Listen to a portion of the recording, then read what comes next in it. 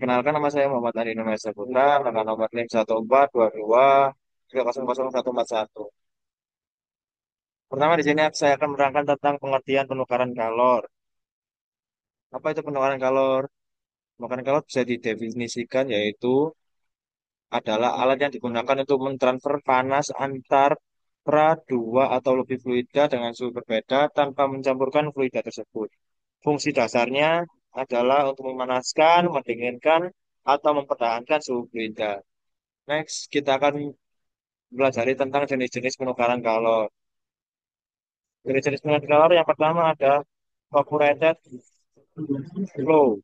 Pada exchanger evaporated flow atau aliran mengalir sejajar satu sama lain dan dalam arah yang sama. Dibandingkan dengan counterflow, aliran ini dianggap kurang efisien karena transfer panas biasanya lebih rendah, tetapi bisa memberikan wall temperature yang lebih seragam dan biasanya digunakan dalam aplikasi di mana perubahan suhu yang besar tidak diperlukan atau di mana desain sederhana diinginkan.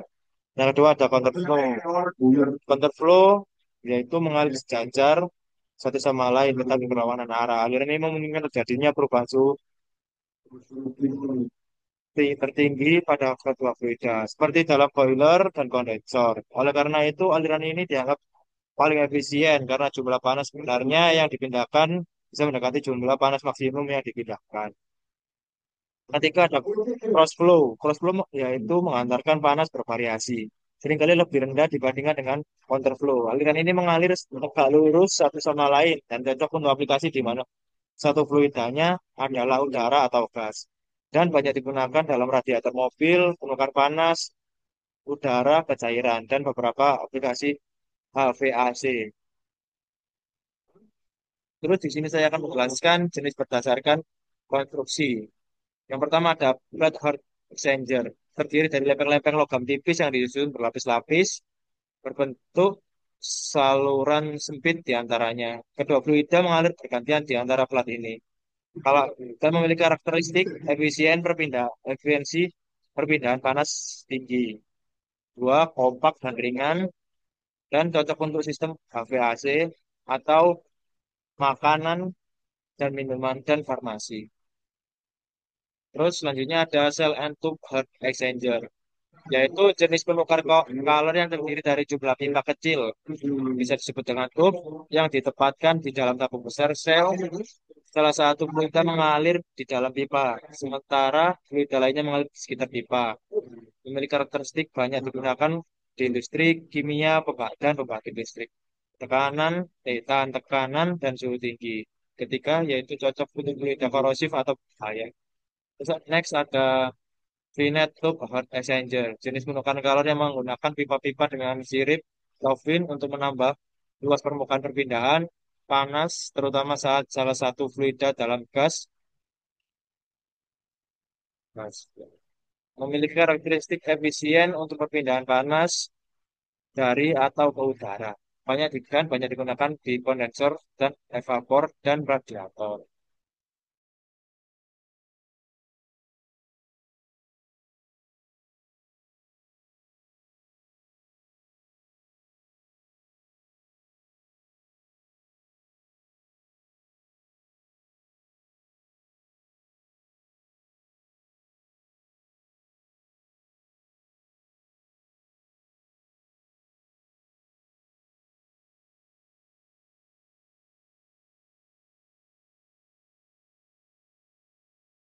Di sini saya akan menjelaskan parameter desain penukaran kalor.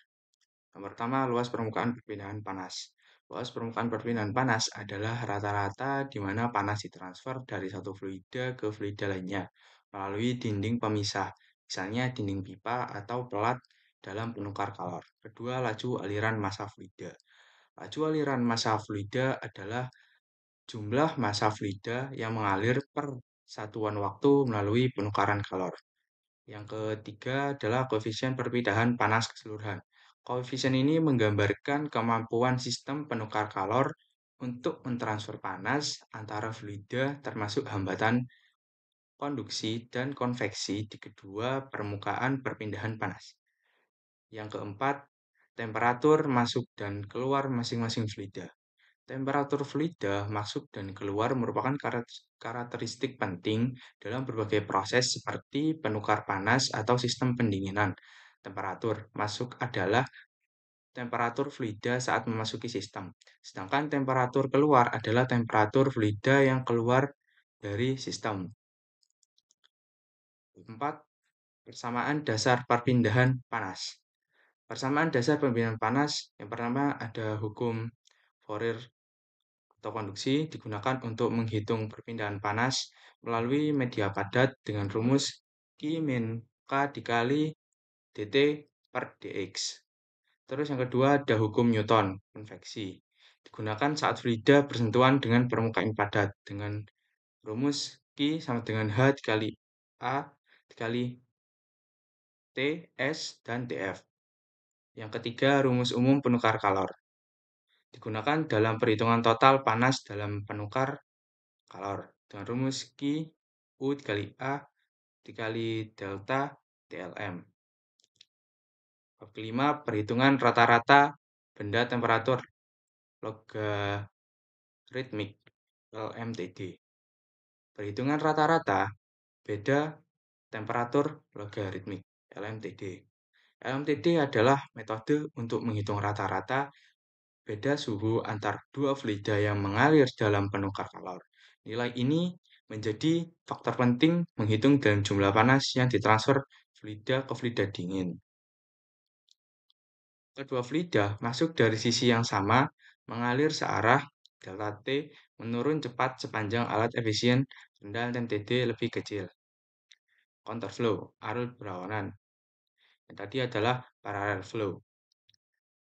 Counterflow yaitu fluida panas dan dingin masuk dari sisi berlawanan, delta T lebih seragam, efisiensi lebih tinggi, LMTD lebih besar, menghasilkan perpindahan panas yang lebih efektif. Oke, lanjut yang keenam, yaitu metode NTU. NTU adalah Number of Transfer Unit. Metode efektivitas NTU digunakan untuk menentukan kinerja penukar panas dengan menggunakan parameter tak berdimensi, efektivitas, dan jumlah unit transfer panas NTU. Efektivitas menentukan laju transfer panas aktual, sedangkan NTU bergantung pada luas permukaan dan koefisien transfer panas. Relasi efektivitas bergantung pada jenis aliran dan rasio kapasitas panas fluida. Penukar panas counterflow memiliki efektivitas ter. NTU sama dengan UAS dibagi dengan C min atau sama dengan UAS dibagi dengan laju aliran massa dikali kapasitas panas spesifik yang minimum. Untuk U adalah overall heat transfer coefficient dan AS heat transfer surface area of the heat exchanger. Konsep efektivitas penukar kalor.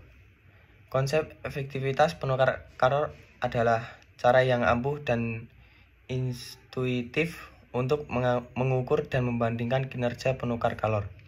Ini merangkum seberapa efisien penukar kalor dalam memanfaatkan perbedaan suhu yang tersedia untuk mentransfer panas relatif terhadap batas termodinamika. Memahami efektivitas sangat penting dalam analisis, desain, dan pemilihan penukar kalor untuk berbagai aplikasi teknik.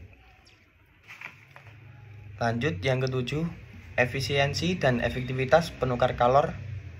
Apa itu efektivitas penukar kalor? Efektivitas penukar kalor adalah rasio antara laju perpindahan panas aktual Q dengan laju perpindahan panas maksimum yang mungkin Qmax secara termodinamika antara dua fluida. Cara mengukur. 1. Menggunakan efektivitas sebagai efisiensi termal dalam banyak kasus. Efektivitas sering dianggap sebagai representasi efisiensi termal penukar kalor. Nilai efektivitas yang lebih tinggi menunjukkan pemanfaatan potensi perpindahan panas yang lebih baik. Yang kedua, mempertimbangkan neraka energi dengan kerugian untuk pengukuran efisiensi yang lebih komprehensif Perlu dianalisis semua aliran energi masuk ke sistem penukar kalor. Energi masuk, energi panas yang dibawa oleh fluida panas yang masuk, energi keluaran yang berguna, peningkatan energi panas fluida dingin atau penurunan energi panas fluida panas.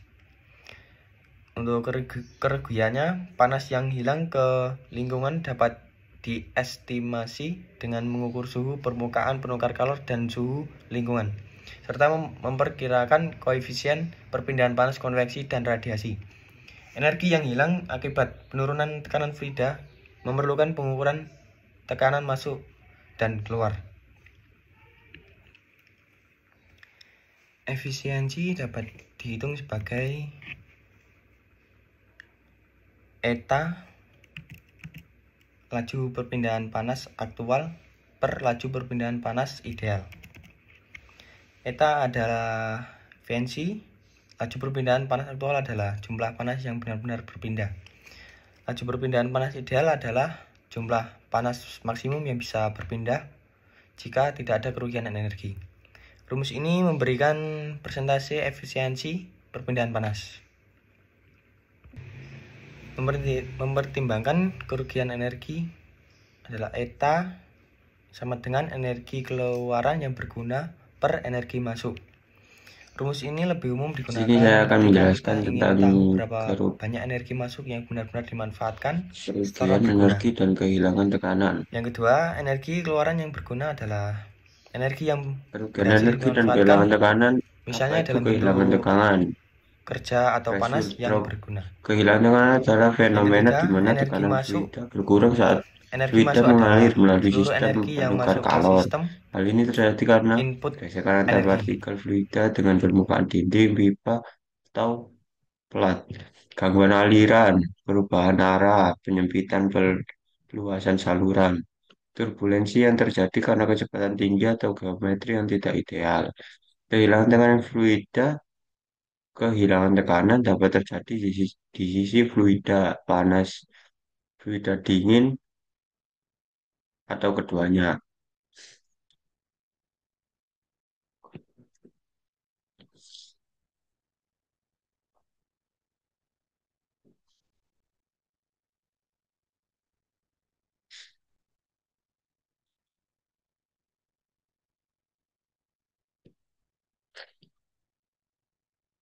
Nomor 8, kerugian energi dan kehilangan tekanan.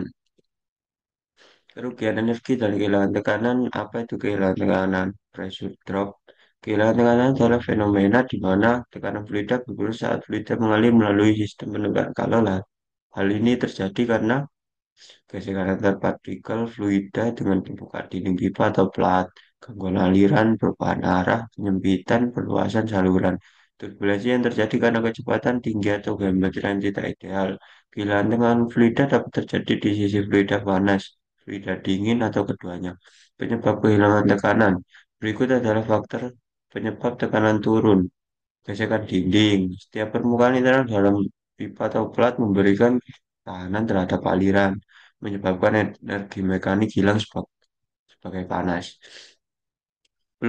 Perubahan aliran, terdapat perubahan arah aliran, belokan percabangan yang menyebabkan konversi energi tekanan menjadi energi kinetik. Fouling, kerak atau kotoran, akumulasi partikel, kerak atau endapan di permukaan penukaran kalor akan menyempitkan saluran, memperbesar hambatan, menaikkan tekanan yang dibutuhkan. Kecepatan aliran tinggi, kecepatan aliran tinggi, semakin tinggi laju aliran, semakin besar gesekan turbulensi, sehingga kerugian tekanannya meningkat. Dampak kehilangan tekanan terhadap efisiensi. Pompa atau kipas harus bekerja lebih keras, lebih banyak energi listrik. Penurunan aliran menyebabkan turunnya laju perpindahan panas. Resiko kerusakan atau kerusakan pada sistem pipa dan komponen. Solusi untuk mengurangi kehilangan tekanan. Optimasi desain aliran, menghindari tikungan tajam, penyempitan tiba-tiba atau hambatan yang tidak perlu di jalur fluida. Permukaan halus, gunakan material dan finishing permukaan dalam yang licin untuk mengurangi gesekan, pemeliharaan rutin, membersihkan kerak dan Fouling secara berkala sangat penting untuk menjaga loss area, area aliran dan mencegah tekanan berlebihan. Kontrol kecepatan aliran menyesuaikan kecepatan fluida agar tetap dalam batas efisien, tidak terlalu lambat, efektivitas rendah, tapi tidak terlalu cepat gesekan tinggi. 9. Fouling dan dampaknya. Fouling adalah kondisi di mana permukaan alat penukaran kalor seperti head exchanger tertutup oleh kotoran, kerak, lumpur, atau bahan asing lainnya. Bahan-bahan ini menempel pada permukaan dalam sistem dan menyebabkan berbagai masalah. Penukaran efisiensi akibat kerak atau kotoran pada permukaan penukaran kalor. Terjadi kerak atau kotoran menumpuk di permukaan tempat terjadinya perpindahan panas. Kemampuan alat untuk mentransfer panas menjadi berkurang. Ini, ini terjadi karena lapisan kotoran tersebut bertindak sebagai penghambat perpindahan panas antara dua fluida. Akibatnya, proses pemanasan atau pendinginan menjadi tidak efisien. Dibutuhkan energi tambahan untuk mencapai suhu yang diinginkan. Waktu proses menjadi lebih lama. Perlu pemeliharaan berkala. Karena efek negatif fouling terhadap efisiensi, sistem penukaran kalor harus dibersihkan secara rutin. Pemeliharaan ini dilakukan agar lapisan kotoran atau kerak tidak semakin menebal, kinerja sistem tetap optimal, mencegah kerusakan lebih lanjut seperti korosi atau penyumbatan aliran fluida. Terima kasih.